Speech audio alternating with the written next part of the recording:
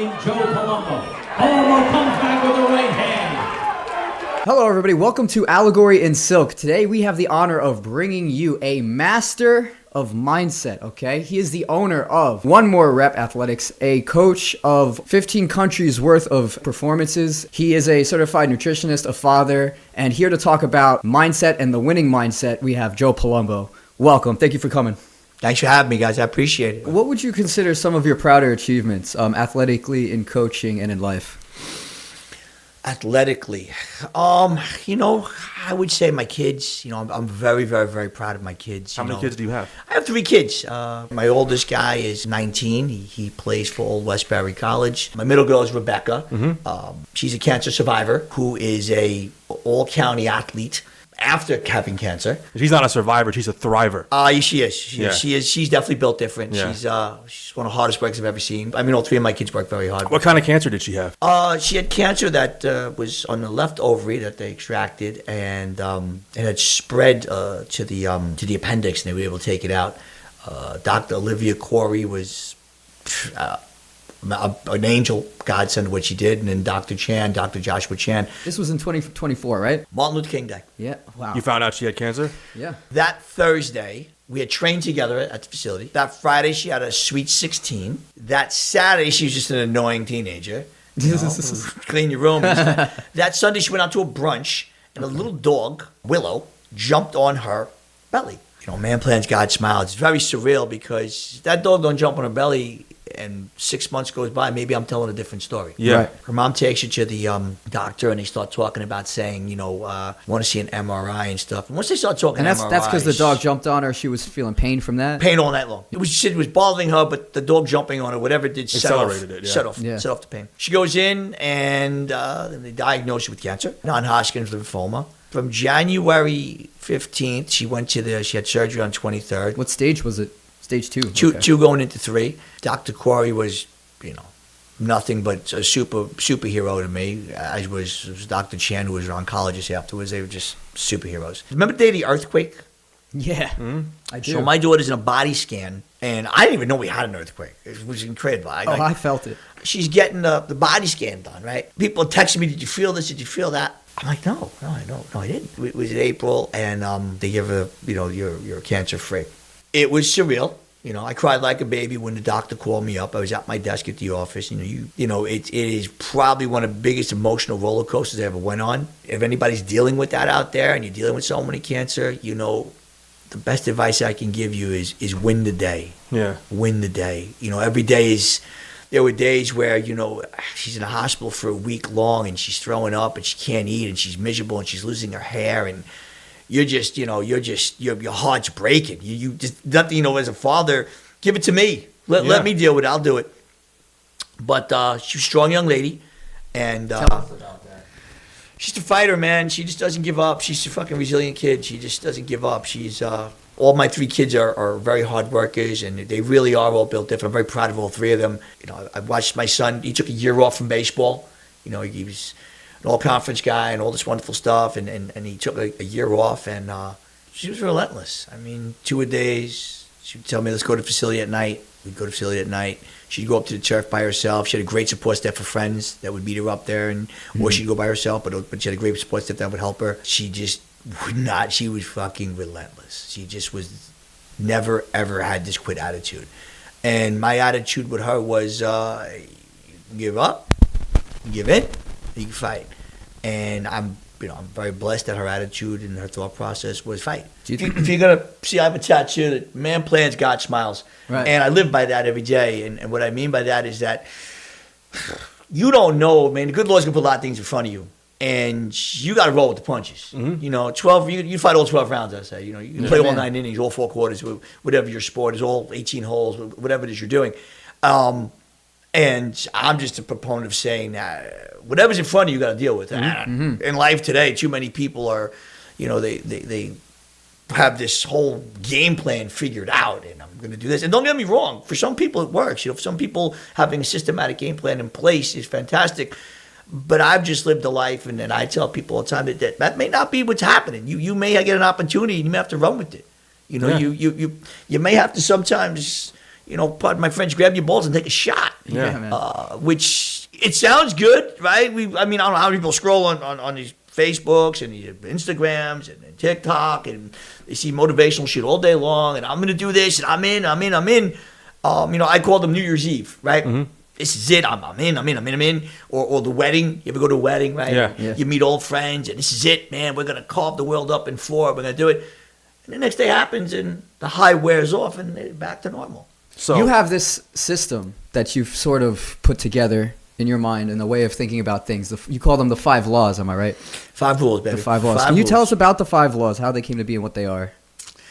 5 rules was something that I said out loud one day, and this made sense. Rule 1: be a good, God-fearing person.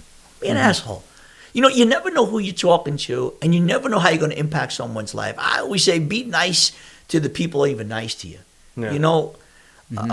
Listen, I'm a God-fearing person. I believe in God, Jesus, and the Holy you Spirit. a Catholic? Yes, I am. You Italian? I'm half Italian, half Spanish. Okay.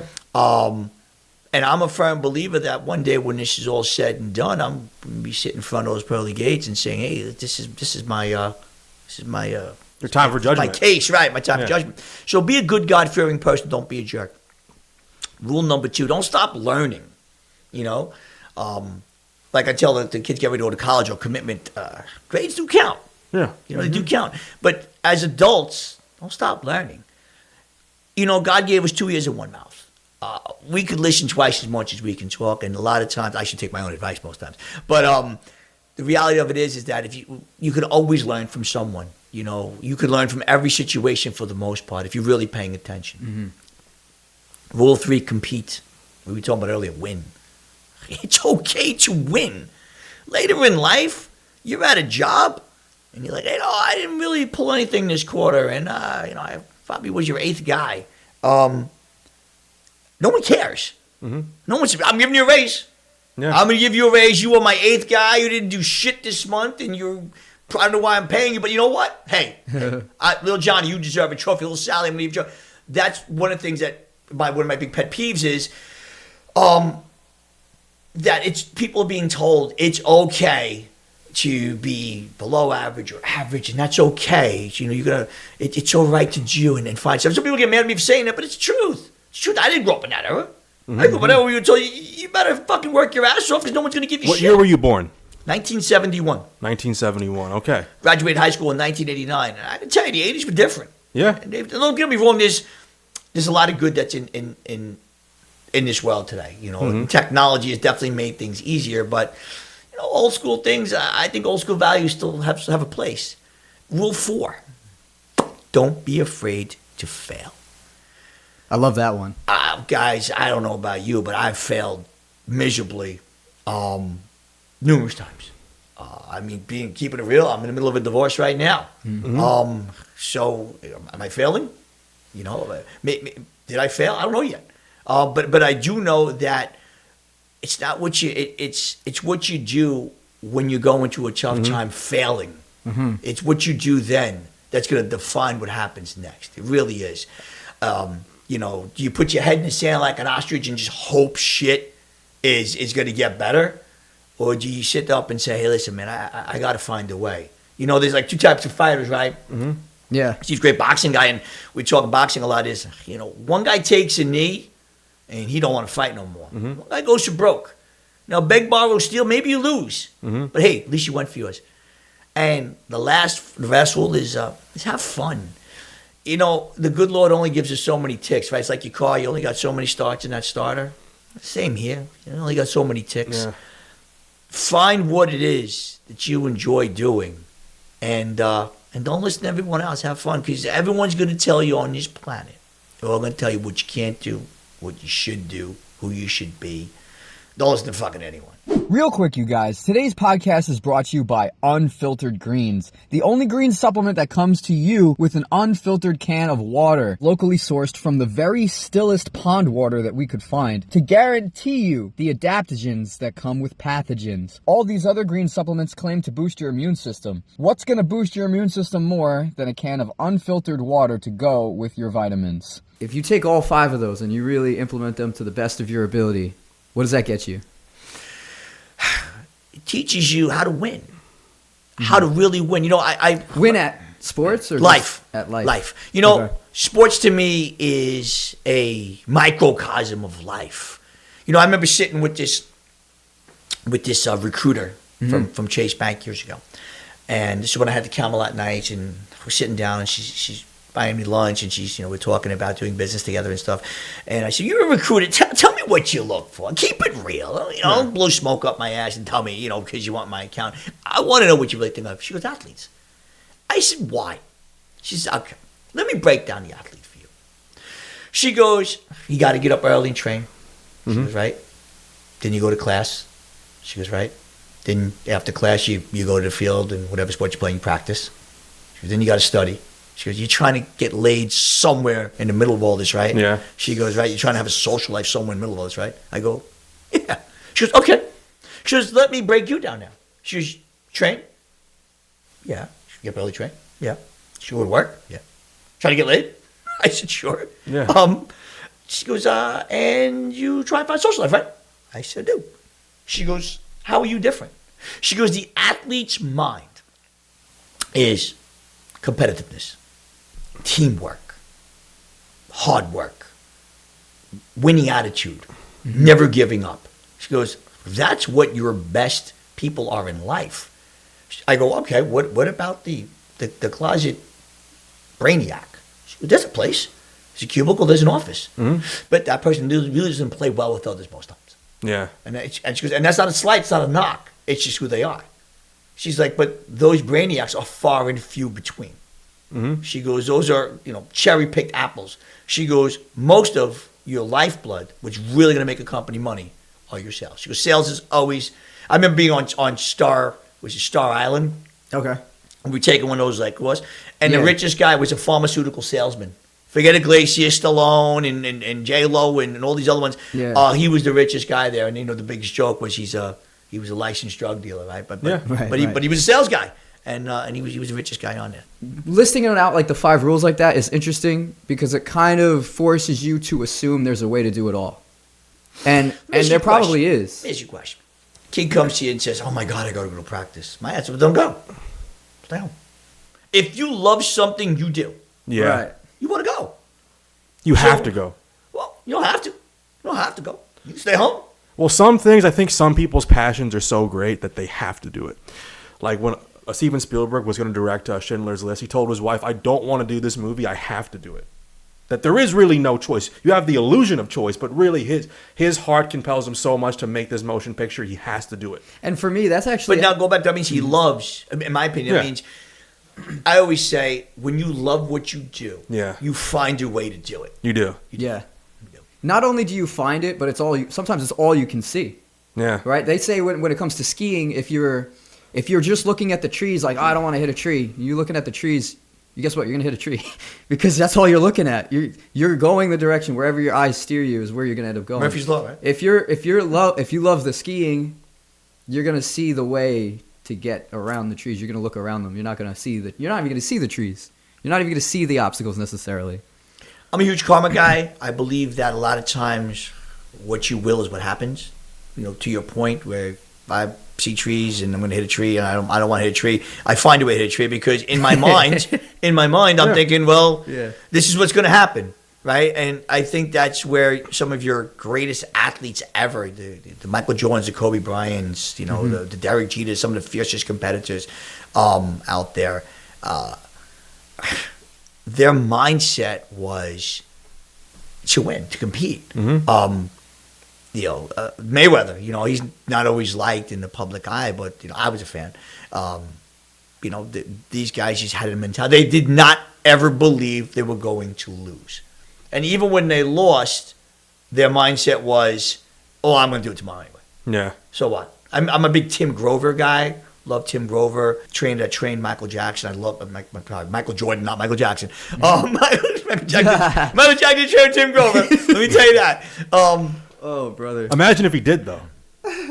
You know, I was going to Michael Jackson. I mean, I thought the guy was one of the greatest performers of all time. Yeah. But we'll move on. Yeah, we'll move on from that. We'll move on from there.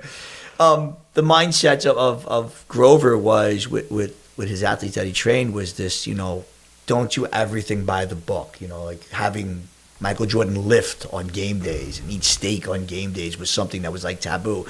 I always think I'll be a little obsessed. You'll be a little, to be great in anything in life, my opinion's always been, you gotta be a little fucked up. You do. A little crazy in the head. You do. Yeah, definitely You do. You gotta have a, when I say fucked up, I don't mean that you're some kind of nut. I just mean that you're fucking wired differently. You're built a little different. Your mindset is, I gotta get it done. That if the average person saw your mentality, they might be a little disturbed and they probably can't understand it.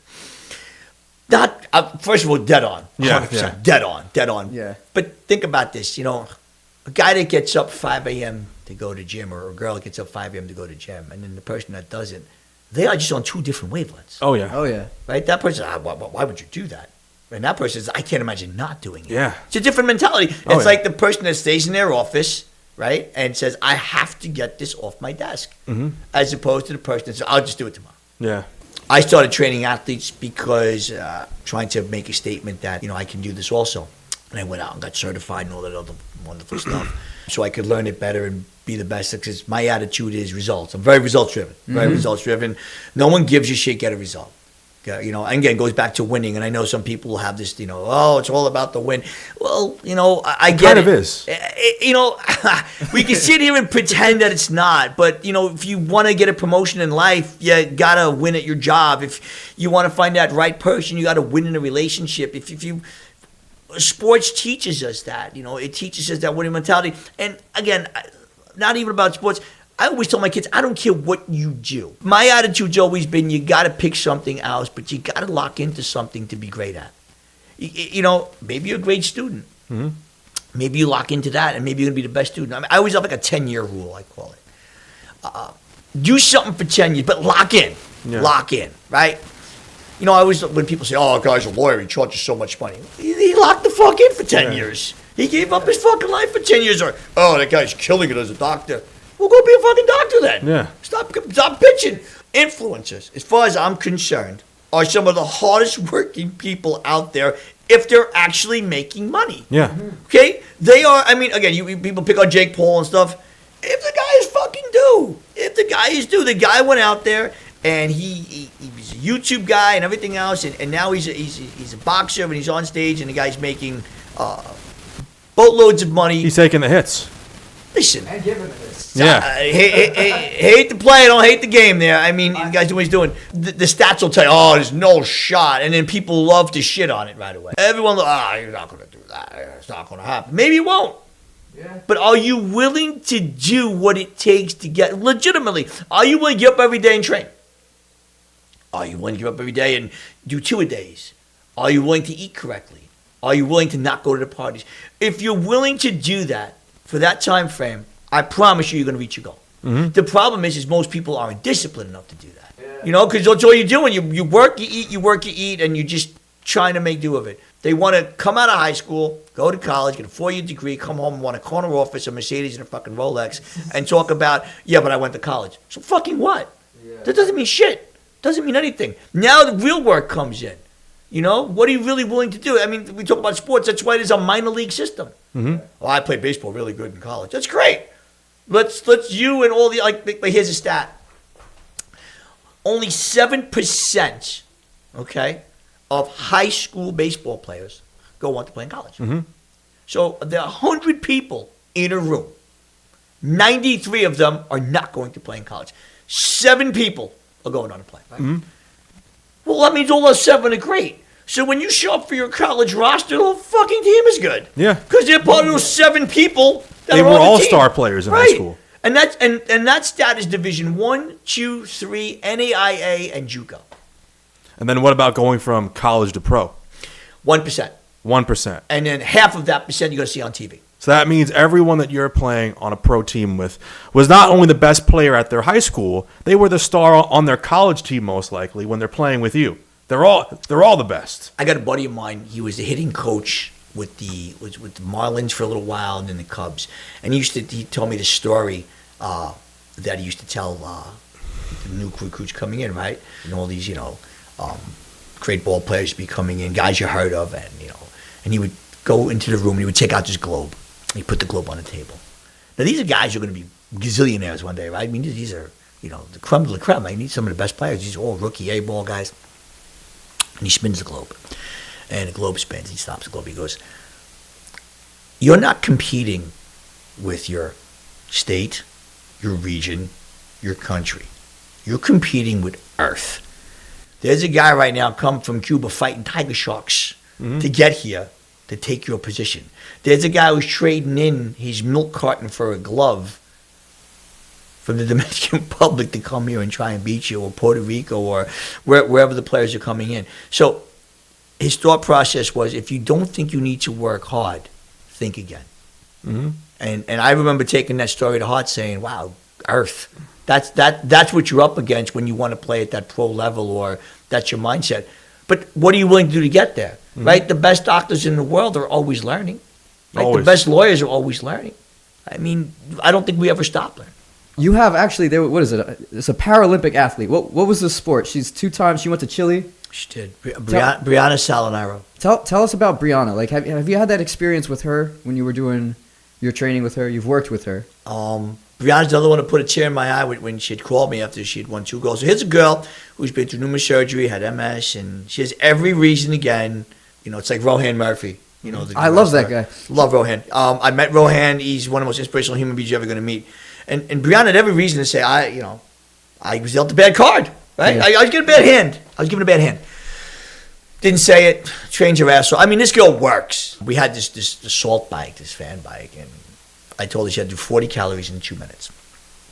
She never got past 38, and she's having these mental breakdowns with, oh my God. I remember saying, if you feel, we just finished it with 38 calories in 2 minutes. And it's rough, guys. If you ever try and do 38 calories in 2 minutes at that speed, it's rough. Yeah. And she's like, how am I going to win? I said, if you feel like this, the day of the race, at the end of the race, you will have won a gold. And I'm like a doting father that day, and I'm watching it online, and I'm so excited. I remember how confident she looked. Like, she looked like she was very confident. And then she took off and just dominated the race and won it. It's such an accomplishment to see an athlete work hard. And I get off on that. I do. I get off on watching my athletes do well and seeing their success at every level. When a 10-year-old hits a home run and it's the greatest feeling of their life, or a mom loses 20 pounds and feels great, I feel great about that. I do. Yeah. The thing I do differently with athletes like that is I don't treat them like quote unquote Paralympic athletes. I don't train guys. I don't train girls. I don't train Paralympians. I train athletes. If you're a soccer mom or a soccer dad or a person looking to lose weight, you're an athlete. If you are looking to get committed to go to college, you're an athlete. If you're in college looking to go pro, you're an athlete. Once you step in there and you decide to say, something, I'm going to work my ass off for my goal, you're an athlete. And that's how I treat them. How do you know how hard to actually push an athlete when you're working with them? Some people are hard to read. People are good poker faces, The young ones are, the older ones are a little easier to read, but the younger ones are hard to read because they'll just, they'll just fucking grind for you, and you don't even know if they're messed up or not. As you get to know them, you assess them first. You get to know them. You'll get to see, what their strengths and weaknesses are, and when you can push. My attitude is to push them as far as I can push them each time, but from a level of confidence too. Not right. I see some guy screaming and yelling. First of all, can you do it? Yeah. I am not a fan of trainers that aren't in shape. I'm not. How are you going to profess to someone else about being in shape and you look like shit? Male or female alike. So let's just dispel that first. They say, well, coaches, look at a football coach. I get it. He's a football coach. If you're Vince Lombardi, I get it. You can have some leeway. Parcells, Yeah, be a little Joe lighter shade. Torre, it's Yeah. okay. It's okay. But if you're a personal trainer, I expect you to be in shape. Yeah. I do. I expect you to be in shape. I usually ask a person this. Like, they come in, and I go, why are you here? I want to be in shape. I know. Why are you here? Tell me the dark, dirty secret of why you're here. I mean, I won't disclose the name. I had one mom come in and say, I want to be a MILF.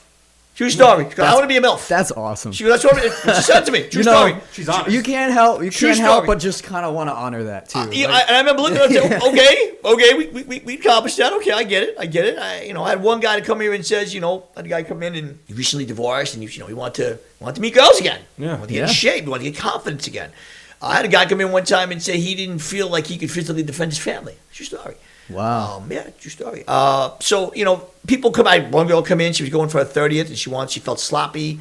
And I said, you just want catcalls on the beach, right? That's what you're here for. Yeah. So the reason, in my opinion, you got to get into their head is you got to remind somebody why you're here. You got to have what I call fight night, right? If I'm training for a fight, I know I got to make weight. I know I'm going to be fighting in front of a bunch of people. So I know that I got to really lock in. But I have a reason. Yeah. If you're going away on vacation, you're going to take pictures. That's your motivation. For some people. If you are trying to make a team and you're a kid that's got to work his ass off, it's another reason. If you're someone who your whole life's been out of shape and all of a sudden you want to fit back You're into fed it. up. Fed up. Think about that. Some people get up and say, I'm sick and tired of being this way. I don't want to look like this anymore. I don't. And I'm going to take the steps I have. So I got to get into your head a bit and say why you're here. Right? Yeah. So people say, well, I'm going to try. Well, trying means you already gave yourself an option to fail. I'm going to try. Well, trying means that you've already said, well, I tried. I did give myself that option. And that doesn't mean we don't go in there with that try mentality. But achieve your goals. Whatever those, listen, win small goals. Like I said, win the day. Win small goals. Find little things that are going to make you better. In my mind, if I see somebody stop short of their goals, when you're working with somebody, sometimes they need to see that you know that they can do it before they can know that they can do it. And I feel like that's valuable as well. It's like, how do you know if you're trying? That's the question. It's like, how do you know that you're trying? Sometimes you think you're trying, but you're really just going 60%. And it's because you don't believe that the extra 30 is the missing component. We didn't talk about this yet. You were an amateur boxer before this. I was. I'm going back into the 80s when, they kind of just threw you in a ring, and again, my biggest problem coming up was I didn't take things as seriously as I should have. And I'll always live with that. Like Rocky, like? Were you just having too much fun outside of athletics, you're saying? I was more worried about money. Really? I was more worried about money. I was very money driven. I was always money driven. And now, I didn't grow up like my kids did. My mom and dad were fantastic, and I loved them to death. But they didn't have the kind of resources that I've been able to work for over the years. So it's a little easier for them. And I always joke around with people like, "Oh, it must be easy." I'm like, it's easy if they want to do it. I'm like, but they go there on their own. When my son goes there 9 o'clock at night to hit on his own, I can't force that. He does it because he wants to do it. This morning I was up 7 o'clock in the morning with my little one. She wants to do it.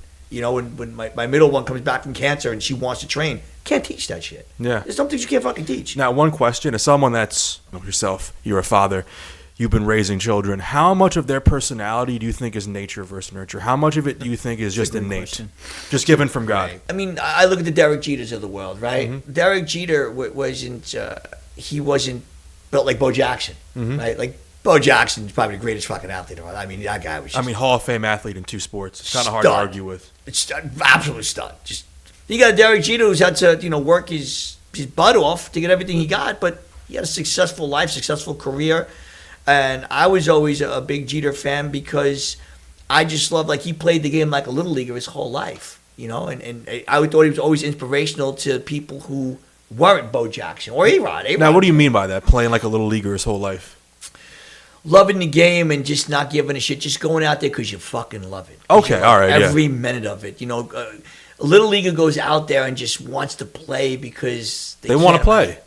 When I was growing up, you just go play stickball all day long because I just loved going out playing. Play touch football, tackle football. When I think about it now, what the fuck we were thinking? No pads, no equipment, no nothing. And we would go out there. Think about this. That's awesome. But it's a true story. We'd go out there, we'd call it the Turkey Bowl, and we would just go out and fucking play tackle football with nothing on us and fuck each other up. Yeah. And not even think about it. So, you would just, your mindset was just different. It was just different. I think parents today are too much of the, it's okay. No, it's okay. It's you did your best. Sometimes it's got to be a little tough love. I know my kids, when they listen to this, know about my tough love. Yeah, I think, what is it? There's a quote. I'm going to butcher the quote. I already know I'm going to. But there's like a quote that goes, you're better off being ready for a lucky opportunity than going after an opportunity that you're not ready for and hoping to be lucky. Yeah. Yeah. Yes. You know? I think you said it right. I guess think so. you nailed it. I guess I did it. I think you nailed it. Nailed it. I think you nailed Yeah. it. Look at Tyson against Douglas, that fight back in 1990. It's like Douglas, was he lucky to maybe fight a version of Tyson that wasn't as good as maybe Tyson was 2 or 3 years previously? Yeah, maybe. But did he work his ass off to fucking train for that fight after his mom died? He did. He did bust his ass. He did. And, again, we talk about the motivations, right? Again, his mom, I mean, you think about, your mom passing. I think you're just wired a little differently. These stories this is all I got. This is it. Yeah. If I'm not great at this, whatever this is, I'll be a fucking janitor somewhere. Yeah. Not that I'm denouncing being a janitor. If you're an honest working human being, as far as I'm concerned, you're a good American. But I'm saying not pun intended, but janitors deal with some shit. Yeah. Right, no pun intended. Right, no pun intended. But people have this also notion that they're just gonna, soar above the stars, because their family has a couple bucks. That's not the case. Yeah. It's not the case. I know tons of people who have lots of money and their kids aren't, what they'd hoped they would be. Look at Fred Trump. Look at his story. Yeah. Born with a silver spoon in his mouth, but he went in a very different direction than what Donald Trump went in. I mean, he ended up dying from alcoholism. It's horrible. It killed him. Horrible. And he was born with a lot of money, a great deal of money. I mean, some people can take it and run with it. Some people will, and some people won't. But it definitely is a huge advantage to be born with more resources, usually. Look at someone like John F. Kennedy. I mean, he was able to run for president because his dad was able to bankroll his whole campaign. It definitely helps. Money helps In certain when things. it comes to taking pressure off. Resources sometimes. If you're going to utilize the resources, right? And that doesn't mean it's going to be great. Oh, yeah. There's a lot of people who are financially well off that are unhappy. You've read Mastery by Robert Greene, Steve. Mm-hmm. Robert Greene, excellent writer, excellent author. Ever read Robert Greene, 48 Laws of Power? No, I have No? not. But that's a book I want to pick up. I love books like that. You definitely, I definitely think you should. In his book Mastery, he talks about That's his best book, Mastery. In the very beginning, he talks about how if you have a natural talent or you have it, you quote unquote have it easy, you get this sense of comfort, this sense of leisure, this sense of, oh, well, that means that I don't have to work as hard, and you can find yourself relying on that to get by instead of actually achieving something, what would be for you an achievement. People will brag about, didn't even study last night, but I got an 80 on the test. And they're bragging. They're like, oh, I got an 80, I didn't even study. When the reality is you should be ashamed of that you didn't get 100 and you could have. You know what I mean? Like, you could have gotten 100 and now you're trying to brag that you didn't get 100. You think that's okay. I know. When the reality is, okay, you could argue, okay, this person grew up with money, they had it easier. The mentality should be, there's enough problems in the world that we really need all the resources we have. Push yourself to the point where, no, it is a challenge for me. Even though I have it easy, that means I have to work even harder than the next person who didn't have it easy, because I'm in a position to actually do something if I do that. Because, keep this in mind. It's our brain, right? Right? Our brain is what keeps us going. Right? Our brain is what makes us believe what we can and cannot do. When it's right in here, everything else makes sense. It really does. It really, in my opinion, it really does. You got to be headstrong. You got to believe in whatever it is you're doing. If you don't, why would it work? Yeah, remember one time it was me and some guy talking. He was like maybe 23 years old. I was like 25 at the time, and I was telling him about certain things that I'm trying to do. Just even it's like in the gym, and he's like, "Why are you trying to push yourself so hard?" And I'm like, "Wait a minute, why aren't you trying to fucking push yourself?" True story. You know what I mean? Like why are you not trying to push yourself to your limit? Wouldn't you want to know where your limit is? I go on better. So my son had a walk off yesterday, and he said all the hard, no accolades, didn't pat himself on the back, didn't say I'm so this. His exact was, he goes, all the hard work paid off. Mm-hmm. And that's the mentality that you need to be successful.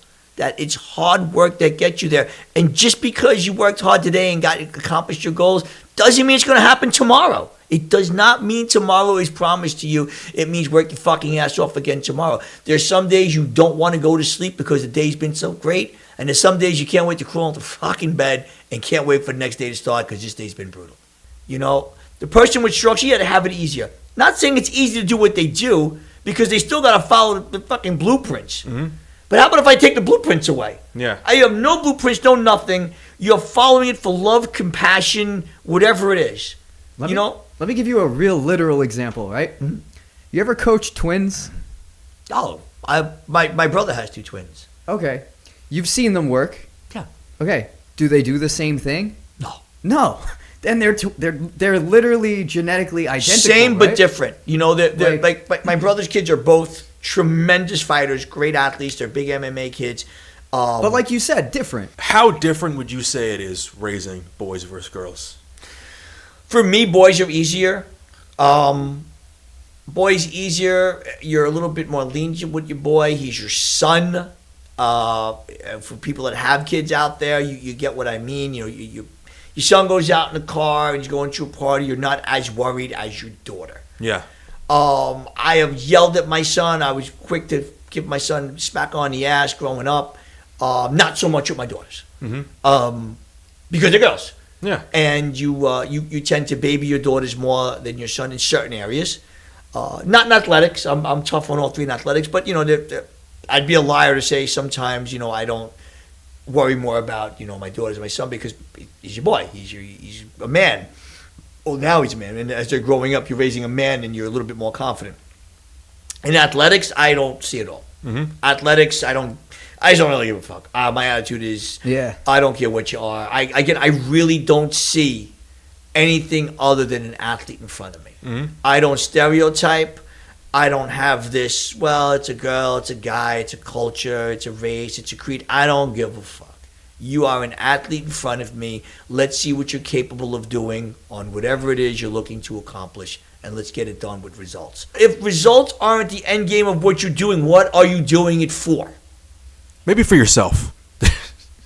But isn't that the result? Absolutely, Still, yeah. That is. If my result is for me, and it's a great point, Steve, because it should be. Yeah. What you're doing should be for you. Yeah. It should be that you look in the mirror and say, I'm not doing this for coach. I'm not doing this for my parents.